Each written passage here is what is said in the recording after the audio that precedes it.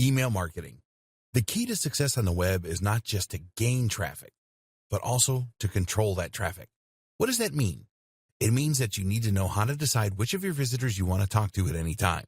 It means that you need to understand your visitors and to know what they are thinking, what their moods are, and what they're interested in at any given time. And it means you need to know how and when to strike when it comes to selling products or encouraging people to sign up to your mailing list. This is a theme we've seen come up time and again with machine learning and AI, and email marketing is no different. You can do all this by building a mailing list and then segmenting that list.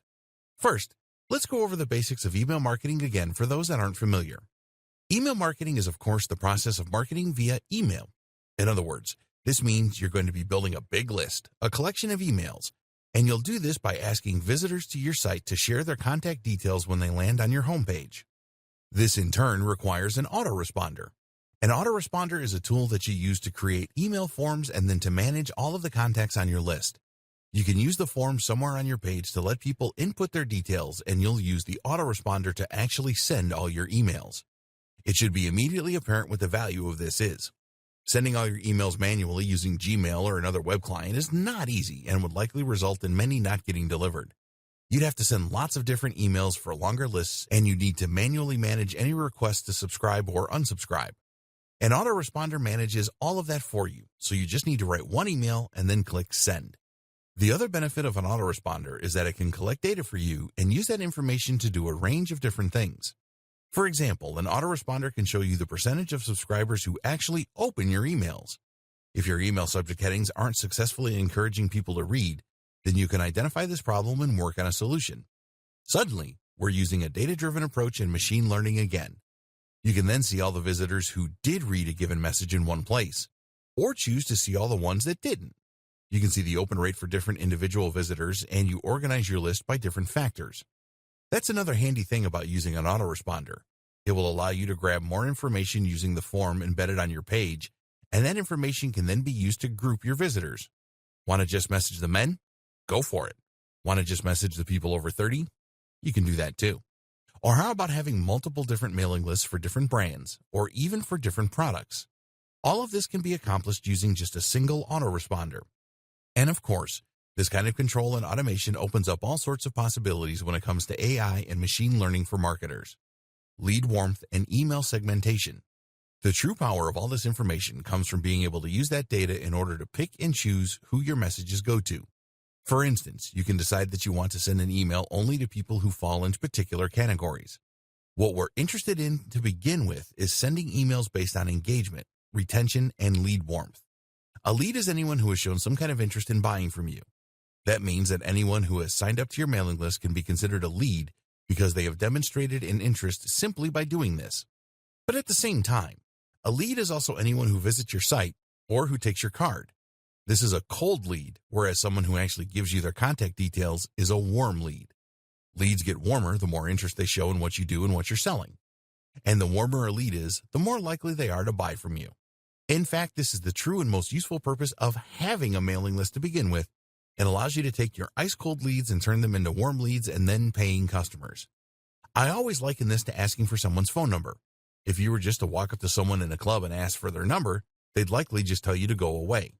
Why would they give you their number when they know nothing about you and have shown no interest in you?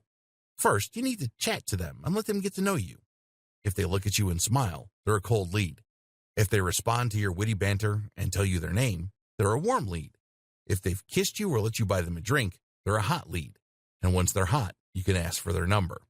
This is all about timing. Time this wrong, and they're not going to give you their number because you haven't laid the groundwork.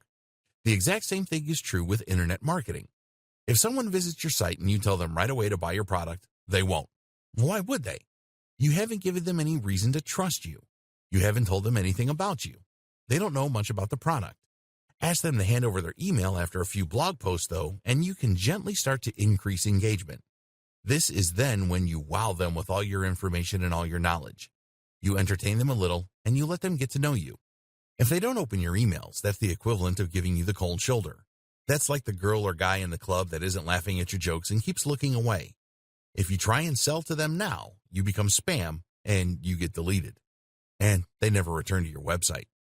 But if they open your emails, you know you're in with a shot. That means you can then send them some more information about your products and get them excited for your product launch. If during that they still keep opening your emails, then you know you've got an even better chance of success. If you now try and sell to them, there's a much better chance they'll buy from you. Using email segmentation, you can do exactly that. You can see which of your visitors are actually opening your emails, are actually clicking your links, and are scrolling down to the bottom. In fact, using cookies, it is even possible to see which of those visitors has been to your website and looked at your products. You can see who has hovered on your products and been tempted to click buy.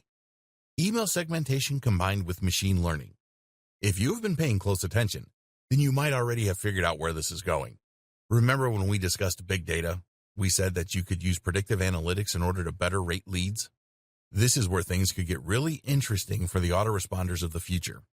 Imagine if your autoresponder not only segmented your audience and looked at the open rates and engagement, but if it could look for trends across huge data sets.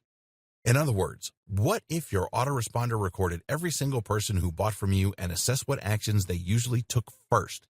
This would allow that machine learning algorithm to better spot when a user is behaving like someone ready to buy and to send them a message tailored to encourage that purchase. This could be combined with smart recommendations in order to improve their likelihood of buying even more. This is already being used by some big brands, so it's only a matter of time until more of us get access to this same amount of precision. Tips marketers can follow now. For any of that to work, you also need to make sure that people are signing up to your mailing list in the first place. Again, this will help us to prepare for the AI-powered future. There are a few ways you can encourage this. Firstly, make sure that you show your mailing list wherever you can.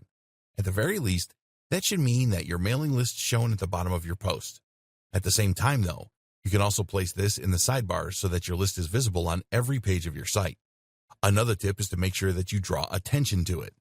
A mistake a lot of people make is to create their mailing list and then just hope that people see it. Far more effective is to occasionally tell people about it and to explain in your post why it's a good opportunity and why people should be excited to sign up. Here's the thing, though, you should always be honest. The aim of a mailing list is not to grow it as much as you possibly can. Instead, the aim is to grow it as much as you can with only highly targeted visitors. If your visitors have no interest in what you're offering through your list, then you will just frustrate them and effectively be spamming.